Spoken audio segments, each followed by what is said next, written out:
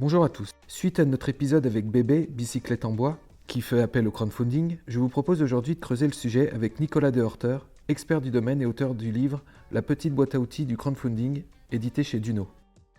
Nous avons vu dans les 2 épisodes précédents comment choisir sa plateforme, mais également pourquoi faire un crowdfunding et quel objectif se donner. Aujourd'hui, nous abordons le 3e et dernier épisode de cette série avec une dernière question. Comment bien se préparer au crowdfunding ? Comment le vivre ? Et surtout, comment préparer l'après ? Salut Nicolas. Salut. Encore une fois, je te remercie de participer à ce podcast avec moi. Merci à toi, c'est de me donner du temps pour expliquer tout ça. Ouais. Alors, avant de rentrer dans le vif du sujet, une première question qui est avant tout une remarque. Un crowdfunding réussi, c'est pas forcément juste un coup de foudre instantané entre un produit, un service, une offre, une idée et des clients ou des contributeurs, mais c'est en fait la concrétisation d'une vieille relation qui a été créée il y a bien longtemps. En moyenne, combien de temps il faut entre l'idée de quelque chose, l'idée de se lancer dans une campagne et la fin de cette campagne ? C'est pas juste le mois de campagne, c'est bien plus. Absolument, oui. Déjà, effectivement, comme tu dis bien, c'est toujours convertir un lien faible qu'on a peut-être eu sur les réseaux sociaux, sur l'emailing ou des gens qui ont peut-être passé dans un événement où tu étais présenté ton projet, en lien fort, c'est une contribution, en tout cas un acte d'achat, un acte de soutien. Donc, si tu as cette relation, elle peut devoir, elle peut mettre déjà 1 an, elle peut mettre 2-3 ans, ou quelques mois. Mais l'idée, c'est de convertir, c'est de passer à l'action, permettre à des gens de passer à l'action. Généralement, je travaille à des porteurs de projets, c'est au minimum souvent 3 mois, on va être en préparation et en mois de campagne. Ça peut être un peu plus, ça peut être une fois 6 mois, mais l'idée étant que faut au moins s'accorder 2 à 3 mois de préparation. Je vois trop de projets effectivement qui me contactent, ils me disent on veut lancer notre campagne, c'est dans un mois ou dans un mois et demi. On a déjà publié le contenu sur la plateforme et on a besoin de toi pour nous aider, nous diriger. Mais je dis effectivement, après, il faut quand même se donner un peu les moyens en amont d'avoir une bonne base de communication, une bonne base de potentiel pour les solliciter et pouvoir être les premiers à contribuer, quoi. C'est ça l'enjeu. C'est le lancement qui est déterminant. Parce que là, tu parles de 3 mois, mais imaginons, voyons l'exemple du projet qui n'a pas encore de communauté. À ce moment-là, c'est même plus la préparation du crowdfunding en tant que tel qui va être dimensionnante dans le délai, mais c'est bien la constitution de cette communauté. Oui, c'est tout à fait. Et là, c'est plutôt 6 mois, on peut le dire. Oui, facilement, 6 mois, ça va un peu plus long. Hein. Il est temps toujours de pouvoir, encore une fois, cibler au mieux et pouvoir et pas communiquer dans le vide et perdre du temps, quoi. Plus on sait à qui on va s'adresser, plus on sait qu'est-ce qu'ils ont besoin d'entendre, qu'est-ce qu'ils veulent voir dans notre projet, plus on aura pouvoir aussi être confiant aussi dans son lancement et être confiant dans la conversion d'un possible public, d'un possible ambassadeur et de trouver ce marché, quoi. Donc la base, on le redit encore une fois, on l'a déjà dit dans les épisodes précédents, c'est bien entendu constituer la communauté, la qualifier et surtout la garder au chaud. Voilà, à tenir informé, lui envoyer du contenu, des visuels, même si on dit toujours buy in public, dire construire dans un public, effectivement c'est important. On pense toujours que partager des photos sur les réseaux sociaux, partager des photos d'avancée des projets, c'est inutile, mais justement pour le crowdfunding, c'est important de pouvoir s'appuyer pour montrer que là qu'on avance et qu'on est prêt de lancer, et tout cela a une résonance et pouvoir ensuite convertir tout cela en personnes, je dirais, en contributeurs. Notamment, il y a des youtubeurs qui ont peut-être, pendant 10 ans, ils ont peut-être fait ça gratuitement, je dirais presque, de partager des contenus sur YouTube et se rendre compte qu'avec le crowdfunding, c'est un très bon moyen pour eux de convertir une audience, de lancer un produit, de lancer une BD ou lancer un média, pour Bob Lennon ou d'autres. Pendant longtemps, ils parlaient de jeux vidéo, ils parlaient de manga ou ils parlaient peut-être de Heroic Fantasy. Et ils se sont dit, voilà, pour maintenant, c'est à moi de lancer mon propre Heroic Fantasy. Et c'est comme ça qu'ils convertissent cette fameuse communauté, quoi. Quand je t'écoute, je me fais une remarque qui sort un petit peu du film, mais tu parles beaucoup de jeux vidéo. C'est pas hasard, c'est parce que le jeu vidéo, c'est des communautés très soudées et de fait, c'est très propice au crowdfunding. C'est ça. Pour convertir des fans, il faut être fan d'abord. Et donc, le meilleur moyen de parler aussi à une communauté, c'est aussi toi-même d'en faire partie des fois, ou d'avoir donné aussi, de donner du contenu, ou de partager aussi des valeurs, ou partager aussi une ambition ou une passion, quoi. Et je dirais que le premier porteur de projet, l'important c'est que aussi passionné par son projet, il soit passionné aussi par les gens à qui il va s'adresser, quoi. C'est ça qui est important. T'as beau avoir l'offre, produit, service, association, peu importe, qui offre le meilleur service final, en réalité, si on met pas avant tout une aventure humaine autour de tout ça, c'est très compliqué. Oui, j'ai presque envie de te dire que je vois difficilement comment on peut offrir un service idéal sans connaître, sans connaître son client à la fin, sans même être passionné par ce qu'on fait. Pour moi, je dirais presque que c'est une affaire de passionné. Dans tous les cas, je dirais dans tout cela, c'est que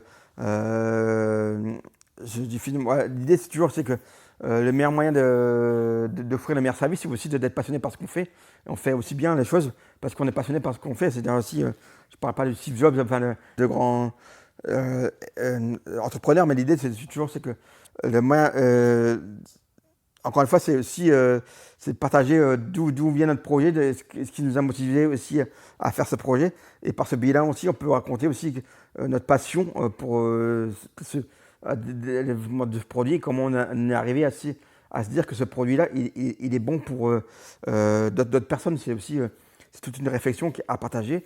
C'est aussi toute une volonté aussi d'offrir de la valeur et de créer de la valeur. Et cette possibilité de créer de la valeur, elle ne peut être pas souvent que par la passion qu'on a pour un produit, peut-être aussi pour un type de jeu ou un type de produit ou un type ou une expérience qu'on a eue peut-être 10 ans avant. Par exemple, on a peut-être testé d'autres produits et on est arrivé à une réflexion qui nous a amené à dire moi-même, je peux offrir de la valeur grâce à un produit. Ça peut être pour moi qu'une passion pour un type de produit, quoi. Une fois qu'on a donc sa communauté qui est assez solide, parce qu'on l'a travaillé des mois en avant, arrive le sujet, donc la constitution de la campagne en tant que telle, avec la fameuse page. Je suppose qu'il suffit de copier-coller son site vitrine et ça suffit, tu vas nous le confirmer. Après, encore une fois, c'est une page de campagne, ça peut être une page vitrine, mais l'idée vraiment étant encore une fois, de créer un lien. L'important, c'est vraiment de créer un lien avec sa communauté et de ne pas avoir peur de donner pour mieux recevoir. C'est vraiment de montrer toutes les facettes de ce projet. J'ai souvent aussi, c'est qu'il faut être assez rapide au début pour expliquer. On a peu de temps pour attirer l'attention, donc il faut être clair sur ses attentes, clair sur son objectif qu'on veut atteindre avec son objectif, avec sa campagne. Donc, faut prendre le temps au départ d'être très précis. J'ai toujours les fameux 5 W, c'est qui, où, quand, comment, être très précis là-dessus. Et après, on peut dérouler et entrer dans le détail. Mais vraiment, au début, les gens veulent avoir le maximum d'infos. Ensuite, ils veulent mieux vous connaître et ils veulent savoir ce que vous avez dans le capot, c'est-à-dire qu'est-ce qui vous motive de faire cela, en quoi vous pensez pouvoir être le meilleur, et qu'est-ce que vous pouvez penser d'offrir de mieux par rapport à ce qui existe avant, qu'est-ce que vous offrez comme expérience, qu'est-ce que vous offrez comme différent, qu'est-ce qu'un peu le risque, le challenge aussi à travers cette campagne, c'est quoi l'enjeu derrière cette campagne. N'oubliez pas, c'est que c'est une aventure que vous proposez, c'est vraiment une course contre la montre pour financer un projet qui doit pouvoir normalement offrir une innovation qui va être peut-être le nouveau produit phare dans quelques années, quoi. Qui dit page de crowdfunding dit la fameuse vidéo. Comment ça se passe? Est-ce que cette vidéo a ses codes ou alors est-ce qu'on peut se permettre d'innover dans le sujet? Tu conseilles quoi là-dessus? Pareil, je pense que c'est toujours intéressant de savoir innover. Après, évidemment, il y a des codes. Il n'y a pas forcément de règles. Si on a envie d'innover, on sait qu'on est dans un milieu où on aime l'innovation, on peut toujours innover. Mais moi, je suis assez partant pour des fois être simplement dans un canapé et être transparent sur l'origine du projet, qu'est-ce qu'on a envie de mettre. L'important, c'est de mettre de l'énergie, de l'engagement dans sa vidéo et de montrer qu'on a envie de tout défoncer presque. C'est vraiment de montrer, de montrer l'énergie et montrer le potentiel du projet.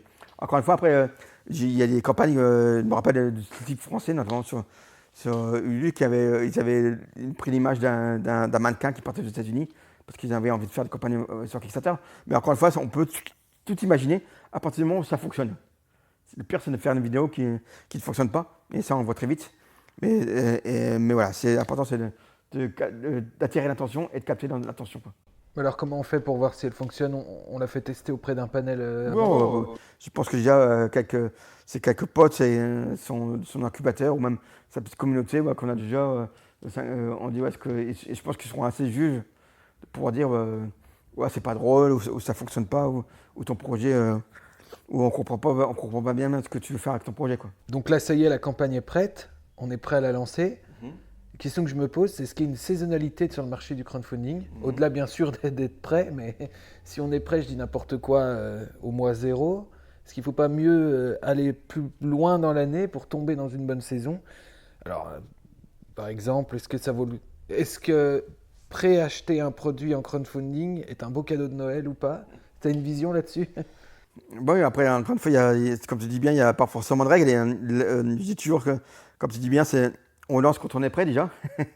Ça peut être bateau, mais et ça ne sert à rien effectivement de dire il faut absolument qu'on se lance pour le Noël, alors qu'on ne soit pas prêt, on n'a pas de communauté, on n'a pas de feuille d'attente. Évidemment, vaut mieux des fois attendre 3 mois, même si on dit on va rater la période de Noël parce que effectivement, notre produit il doit rester bien pour Noël parce que les gens, évidemment, il y a des gens, oui, il y a des produits qui sont moins. C'est mieux de ne pas rater Noël, c'est mieux des fois il y a des saisonnalités sur des produits. Mais je pense que évidemment, je pense que le mieux, encore une fois, c'est d'avoir son propre calendrier, d'avoir son propre calendrier de lancement et de se lancer quand on est prêt et qu'on se sent que sa communauté, elle est bouillante, elle est prête à en contribuer, elle a envie d'acheter, quoi. Et pas se dire, voilà, il y a forcément une temporalité.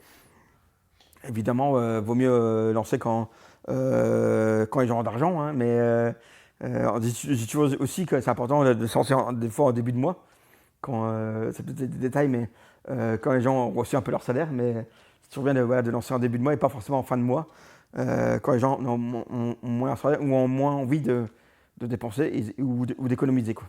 Tu dis, c'est typiquement ce que vit Bicyclette en bois. Je vous invite à aller écouter l'épisode. Bicyclette en bois a décidé de repousser de quelques mois sa campagne parce que justement, comme tu le disais, à la fois les moyens, le temps qu'ils avaient, mais aussi peut-être les indicateurs qu'ils avaient n'étaient peut-être pas suffisants pour emmener leur réussite. Je dirais, écoutez l'épisode, c'est intéressant parce qu'en tant qu'entrepreneur, ils l'ont fait avec à la fois un petit peu de difficulté et en même temps avec peut-être le côté positif de se dire qu'ils le font pour les bonnes raisons, la réussite, et ça c'est très clair. C'est clair qu'il ne faut pas rater de lancement, donc c'est toujours bien de se sentir en confiance et pouvoir lancer quand on est prêt, quoi. Là, ça y est, on est prêt. On a cliqué sur, je sais pas, envoyer, lancer. Je ne sais pas quel est le bouton sur les campagnes. Lancer la campagne, c'est clair que c'est toujours le porteur de projet qui décide. Et Ulule ou Kickstarter ou Kickstarter valide. Et après, voilà, on est parti. Ouais. Voilà. Petite réponse, c'est quelque chose d'hyper intéressant. Attention aussi, parce que quand on clique sur lancer, la diffusion n'est pas immédiate. Non. Quelle est la durée de modération moyenne? Oh, je dirais qu'elle va être très rapide, hein. Ça peut être quelques heures, une journée, mais c'est vraiment significatif. Mais effectivement, oui. C'est aussi important de lancer, j'ai souvent fait un lancement privé et un lancement public, quoi. Oui. C'est-à-dire, je dis souvent de faire un lancement privé auprès de sa communauté, de pouvoir lancer dans un climat, je dirais, de confiance auprès de sa cible, c'est-à-dire de sa mailing list, d'atteindre 20 ou 30%, et après de communiquer de manière plus large sur les réseaux sociaux ou sur peut-être une newsletter qui est vraiment dédiée à une communication plus large ou à un public qui n'est pas forcément ciblé pour toucher un grand public. Mais l'idée, c'est vraiment c'est comme j'ai toujours cette métaphore du restaurant vide. L'idée, c'est que les gens qui vous ne connaissent pas rentrent dans une campagne qui ont déjà 20 ou 30% de montant déjà financé, quoi. Alors voilà, c'est ça, quand la campagne est démarrée, on est très clair, c'est ce qu'on a dit dans l'épisode précédent, c'est ce qu'on redit là, les 20-30 premiers pourcents, ça doit être du tout cuit, entre guillemets. Oui, c'est ça. Ça doit venir de ce qu'on appelle le love money du premier cercle, où les gens qui qui sont fans depuis un petit moment, qui avaient envie d'acheter peut-être 1 ou 2 mois, enfin en tout cas qui se sont manifestés pour faire partie de cette liste et pouvoir être les premiers acheteurs des produits. Ça, c'est un peu le moment, c'est peut-être le moment le plus agréable de la campagne. Souvent, c'est là que l'euphorie arrive parce que c'est la conversion de mois de travail. Euh, Ensuite arrive souvent un vide, je crois, hein. Effectivement, après, justement, c'est là où on peut voir si ça va, si normalement ça va fonctionner ou pas. Est-ce que effectivement, ces gens qui sont peut-être manifestés ou qui ont dit, quand tu vas lancer, je vais venir t'aider, ils le font vraiment ou pas? Parce que avant, on ne sait pas, on n'est jamais sûr. Et là, c'est aussi là qu'on peut balayer des fois les doutes, balayer les craintes. Et on voit que 20, 30%, 40%. Et là, c'est effectivement, on commence à se dire qu'on a eu raison de lancer à ce moment-là, on a eu raison de se lancer. Après, évidemment, il y a un gros travail il y a ce qu'on appelle aussi le ventre mou, hein. C'est-à-dire qu'évidemment, au départ, on a lancé cette mailing list auprès des gens qualifiés, c'est des gens avec qui on pouvait s'attendre à financement. Et après, je dirais qu'on est un peu dans un vide. Il faut faire confiance aux réseaux sociaux, il faut faire confiance aux mails qu'on va envoyer, des fois des mails personnalisés qu'on va essayer de faire. On va prospecter un peu à froid, comme on appelle. On va lancer faire partie du contenu sur les réseaux sociaux, faire des interviews de d'autres, mais on ne sait jamais à qui va acheter, qui va y contribuer. Donc là, on doit suivre, je dirais, les KPI. On dit toujours le nombre de vues. On va essayer de suivre le nombre de contributions aussi, évidemment, et le nombre de visites sur la page. Mais par le coup, pendant 20 à 30 jours, ouais, on est presque dépendant du résultat de notre communication, le résultat de notre communication, qu'on n'est pas sûr de savoir si elle est bonne ou pas, quoi. Et après, évidemment, il y a ce qu'on appelle l'urgence, c'est-à-dire la dernière semaine. Là, pour le coup, c'est aussi un peu comme la première semaine. On va essayer de personnaliser la communication, on va essayer de jouer sur la fin de la campagne en disant il nous reste peu de temps pour atteindre nos objectifs, il reste peu de temps pour vous-même participer. Est-ce que vous montez à bord? Est-ce que vous participez à l'aventure? Donc on va essayer toujours d'avoir une communication de guérilla, c'est-à-dire d'être beaucoup plus dans le J-16, J-5, voilà, et jouer vraiment sur cette dimension d'urgence et vous voulez vraiment rater cette opportunité. On va essayer toujours cet atout marketing qui a fait ses preuves, hein, de pouvoir jouer sur cette dimension de clôture de campagne et est-ce que aussi de règles du tout rien. Il faut absolument qu'on atteigne cet objectif, sinon on va devoir rembourser des contributeurs ou en tout cas ils vont pas être prélevés. Donc c'est vraiment bien de jouer sur cette dimension de jeu, quoi. Quand je t'écoute, le mois de campagne, on parle du mois de campagne, des fois c'est un peu plus court, un peu plus long. Il faut être sacrément prêt. Alors bien sûr, sur les aspects purement techniques du projet, on en a parlé, mais humainement aussi, c'est costaud, quoi. À la fois sur l'énergie, sur l'estime de soi, sur...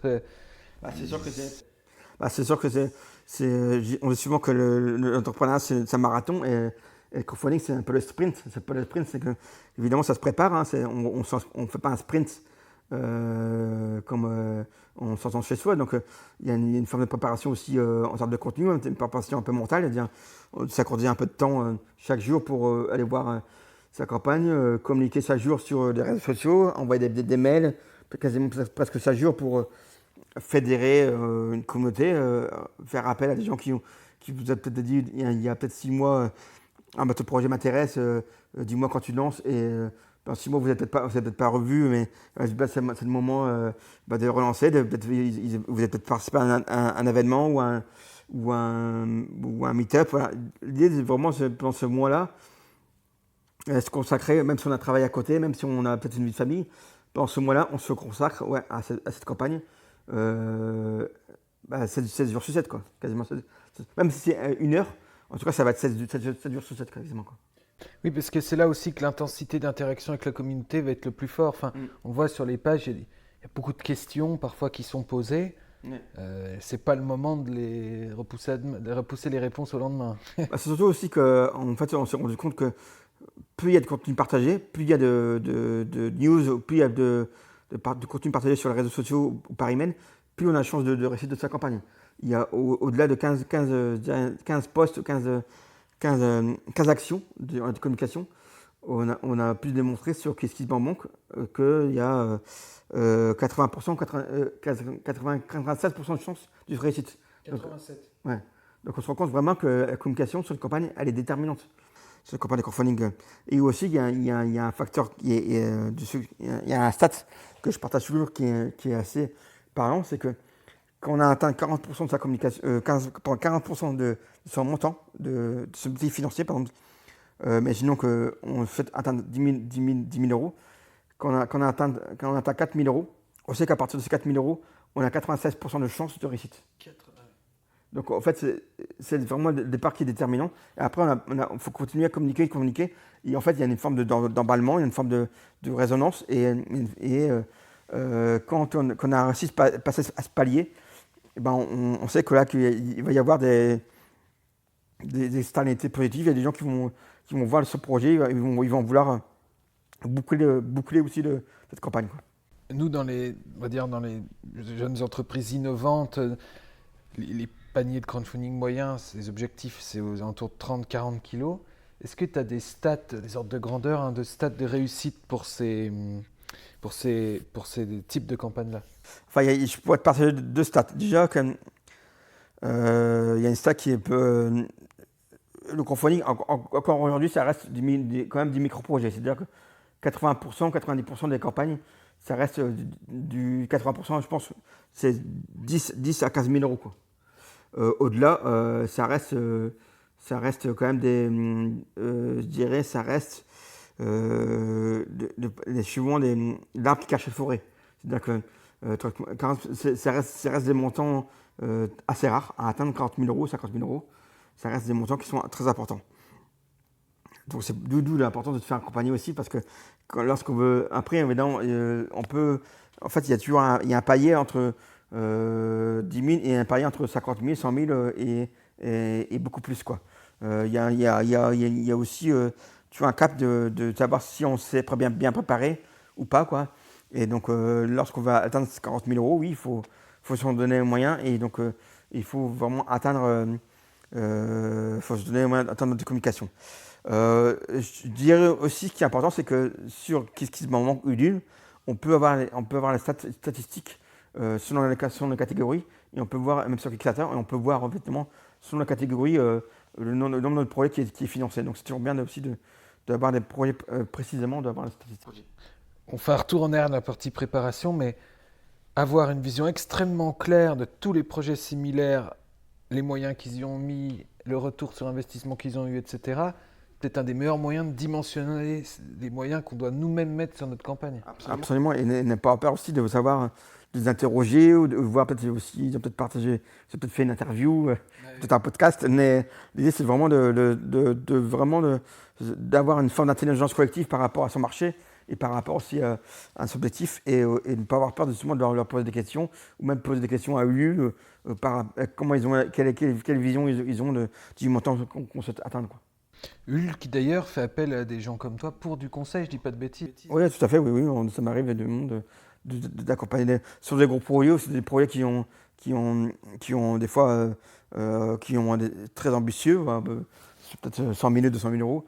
Il est toujours intéressant de faire appel à une équipe dédiée, parce que oui, vous faire appel aussi à je dirais un accompagnement dédié, qui vous mettre un conseiller dédié au projet, quoi. On va rester positif, considérons que ça y est, la campagne est un succès. Au dernier moment, la peur de rater l'opportunité a fait que les gens sont venus contribuer, qu'on a passé les paliers. Quel conseil tu pourrais donner pour la suite? Parce que, bon, au-delà du fait qu'on fait une belle soirée, on fait ça, on dort un peu, l'après, c'est quoi? Oui, déjà, il faut faire un peu un bilan comme tu dis, de l'énergie qu'on a mis. Est-ce que ça valait le coup humainement? Est-ce qu'on a pu voir sur qui on pouvait compter? Ça peut être l'occasion de fédérer une équipe avec peut-être le graphiste, peut-être le vidéaste, ça peut être aussi un moyen d'avoir rencontré quelqu'un qui nous a fait confiance, peut-être un investisseur, peut-être on a pu compter sur l'incubateur qui nous a réellement poussé. Ça peut être aussi la confirmation des volontés de nous aider. J'ai aussi prendre le temps aussi de bien tester aussi les marchés qu'on peut atteindre.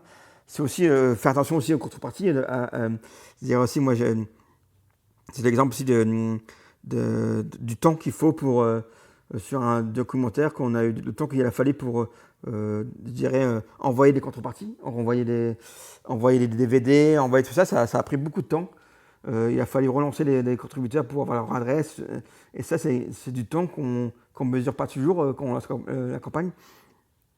Et c'est du temps vraiment de préparation qu'il faut aussi avoir à l'esprit que dans 6 mois après ou dans 1 an après, il va falloir consacrer du temps à envoyer les contreparties, remercier les gens, continuer à avoir un lien avec eux, voir s'ils veulent venir, voir s'ils veulent venir le film.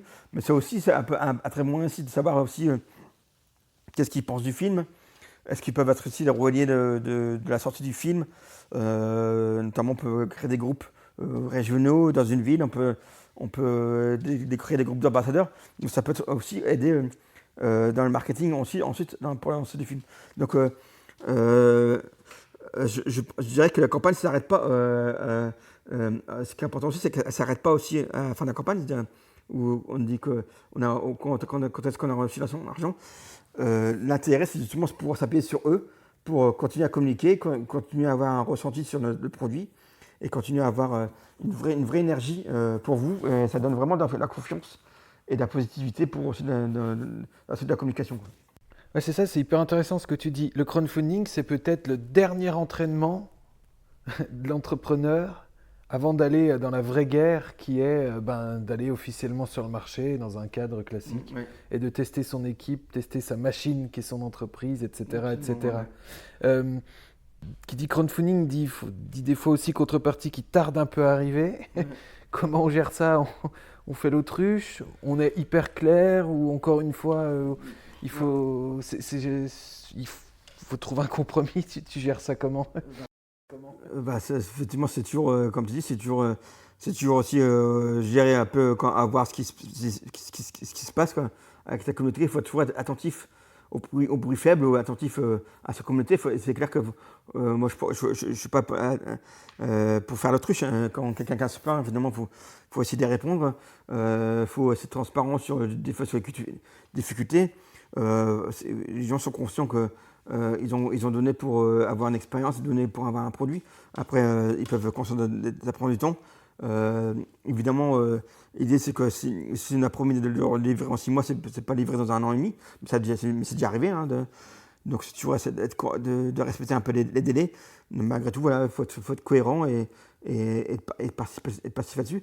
Et aussi, faites conscience aussi, c'est qui est drôle, c'est que des fois les gens en donnent aussi sans vouloir récupérer la contrepartie. Il y a des gens j'ai vu encore beaucoup de projets qui ne vont jamais fournir des contreparties. Donc c'est toujours assez intriguant des fois que des gens qui donnent des fois 100 euros, 200 euros et qui ne viendront jamais bénéficier des contreparties, au moment qu'ils ont donné, ça ne les intéresse plus, quoi.